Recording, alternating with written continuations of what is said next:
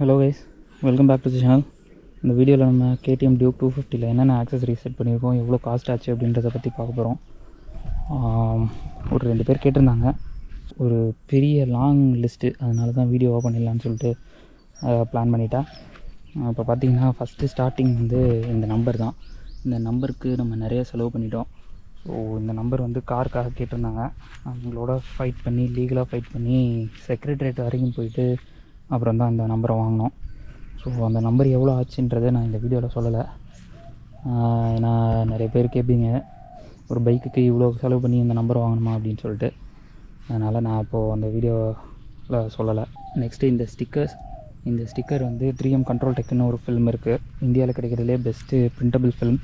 So அந்த ஃபில்மில் print பண்ணி வாங்கினது. ஸோ இதில் பேக் சைட்லேயே அந்த சீட் சைட்ஸில் அந்த ஸ்டிக்கர்ஸ் வரும். ஸோ அது இல்லாமல் இங்கே நம்ம ரேடியேட்டர் கார்ட்லேயும் அந்த ஸ்டிக்கர் வரும்.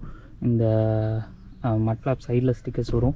இந்த இடத்துலையும் இந்த பெலி பேன்லேயும் ஸ்டிக்கர் வரும். நான் அதை எதுவும் ஒட்டலை, அது பிளாக்காகவே இருக்கட்டும் அப்படின்னு சொல்லிட்டு அப்படியே விட்டுட்டேன். அது வந்து ஒரு 5500 ருபீஸ் வந்துச்சு. அதுக்கப்புறம் பார்த்திங்கன்னா எக்ஸ்ப்ளாஷ் போட்டிருக்கோம், ஹசார்ட் ஃப்ளாஷர் போட்டிருக்கோம். ஸோ அது ஒரு 2000 ருபீஸ் வந்துச்சு.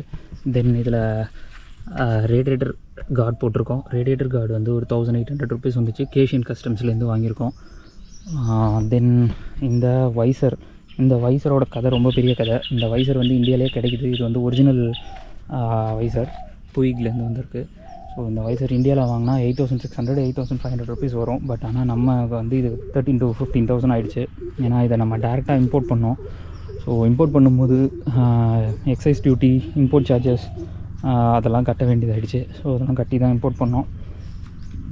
அதுக்கப்புறம் பார்த்திங்கன்னா இந்த ரோக் எக்ஸாஸ்ட் வந்து 12,000 வந்துச்சு. One of the best sounding exhaust for single cylinder motor சைக்கிள்னு சொல்லலாம். ஸோ இந்த ரோக் எக்ஸாஸ்ட் ஃபுல்லி மெட்டல் ஃபினிஷில் போட்டிருக்கோம், பிளாக் இல்லாமல். இதில் வந்து பிளாக் ஃபினிஷ் கூட கிடைக்கிது. இந்த பார்ட் வந்து உங்களுக்கு பிளாக்கில் வரும், இந்த பார்ட் இதே கலரில் தான் இருக்கும், சரிங்களா? அதேமாதிரி இந்த பெண்ட் பைப் வந்து இதே கலரில் தான் இருக்கும். அதுக்கப்புறம் பார்த்திங்கன்னா இந்த கிராஷ் பார்ஸ் வந்து ஹைப்பர் ரைடர்ஸ்லேருந்து வாங்கினோம். ஹைப்பர் ரைடர்ஸ்லேருந்து வாங்கினாலுமே எனக்கு மட்டும்தானா இல்லை எல்லாத்துக்கும் அப்படியான்னு தெரில, கலர் வந்து மேட்ச் ஆகலை ஃப்ரேமோட கலர் கூட. அதனால் ஃபுல்லாக ரீபெயிண்ட் பண்ணியிருக்கோம் அந்த பெயிண்ட்டை எடுத்துகிட்டு. ஸோ அது ஒரு 4000 ஆச்சு. தென் வந்து இந்த மேட்டாக் ஆல்ஃபா இந்தியாவில் கிடைக்கிறதுலே one of the best fog லைட்ஸ்ன்னு சொல்லலாம். நல்ல வாட்ஸ், நல்ல பவர். இது வந்து நம்ம செட் பண்ணியிருக்கோம். அதுக்கான ப்ராப்பரேட்டரி ஒயரிங் கிட், இந்த ஒயிட் அண்ட் பிளாக் ஒயர் போகுது இல்லையா, இதுதான் ஒயரிங் கிட்டு. ஸோ இது வந்து இக்னிஷன் காயிலுக்கு போகும்.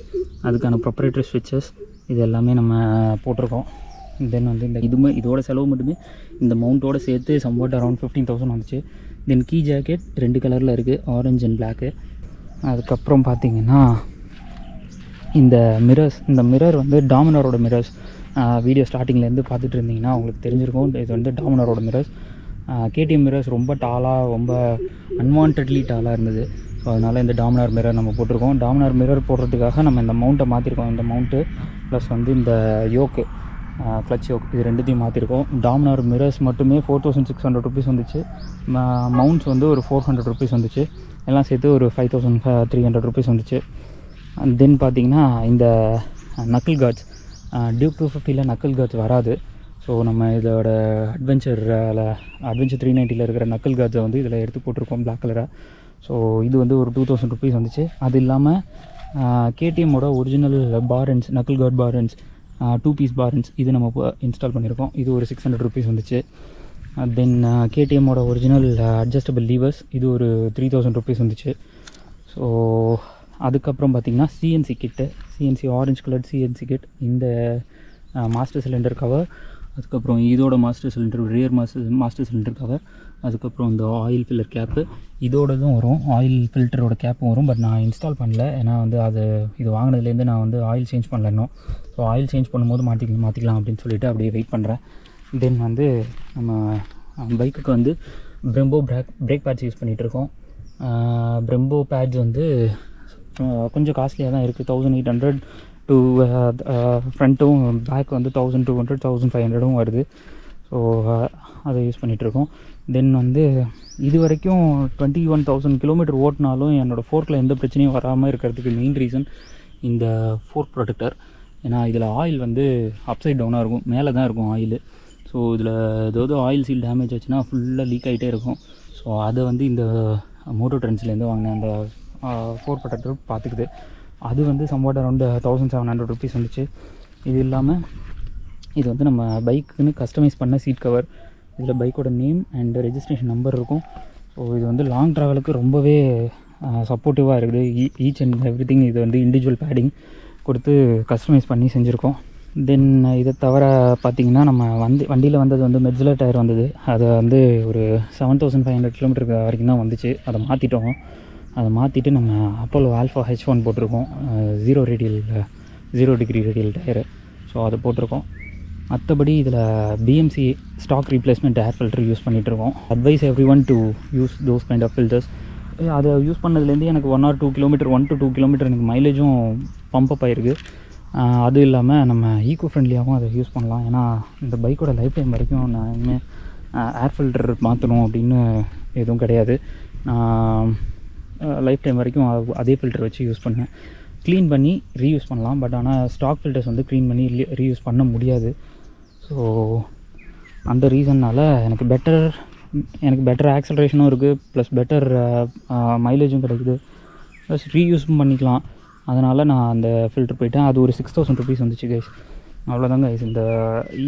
இதுதான் நான் வந்து வண்டியில் பண்ணியிருக்கிற மாடிஃபிகேஷன். இது இல்லாமல் நான் வந்து டூரிங் கிட் வச்சுருக்கேன், top rock and saddle stay. அது வந்து லூவியாலேருந்து வாங்கி வச்சுருக்கேன்.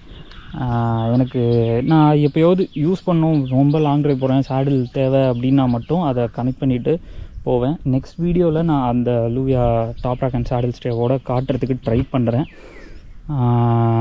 அவ்வளோதான் கைஸ் இந்த வீடியோவில். இதில் உங்களுக்கு ஏதாவது குவரிஸு இல்லை டவுட்ஸு இல்லை எங்கே பர்ச்சேஸ் பண்ணணும் அப்படின்றதெல்லாம் ஏதாவது தெரியணும் அப்படின்னீங்கன்னா மறக்காமல் கமெண்ட்ஸில் கேளுங்க. நான் கண்டிப்பாக ரிப்ளை பண்ணுவேன். ஓகேவா? இந்த வீடியோவில் இவ்வளோ தான் கைஸ். நெக்ஸ்ட் வீடியோவில் பார்ப்போம். Till then bye guys, take care, stay safe.